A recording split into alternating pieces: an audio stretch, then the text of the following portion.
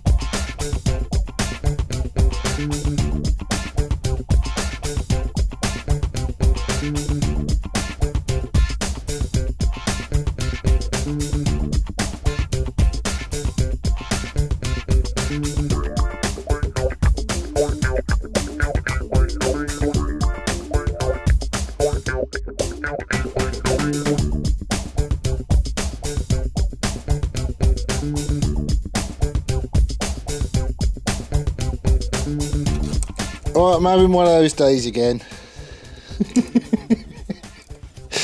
I've just been inundated with people. Adam, he's a fellow that I work with. He dropped in to use the ultrasonic. He's got a bike on the go at the minute, and the carbs are just absolutely covered. So, yeah, that'll do. So he's been in using the ultrasonic. Jack's been in and out using the bandsaw. I've had Craig and Tomo rock up as well. It's crazy. Anyway, we're making progress. We've got the battery tray is basically done. I should probably check that goes in actually. Do you fit? Yes, you'll go on. Right, so he's all on. As you can see, I've like dressed up the back of it so it all looks respectable. I'll do these, I might even just leave those TIG welds. I'm not the best at TIG welding, but you know, it's come out quite tidy and whatnot. So that's all good. The problem I've now got is I want to set the starter solenoid here. But the little posts have got to be set, it's like 1 mil thick. And trying to weld 1 mil thick alley is just a nightmare because it just saps the heat and it just vaporizes it basically. So we're going to need to come up with something a little bit different there. It might even be velcroed down, you know, just like velcro on 2 sides so it sticks in, it ain't going to go anywhere. That could work. I've had that on a few other bikes as well. So now I'm just doing some tabs so I can bolt them to that, and then I can offer it up to the bike and I can tack it in place and then properly weld it so we can get the battery tray mounted. So, got me brew to the bandsaw.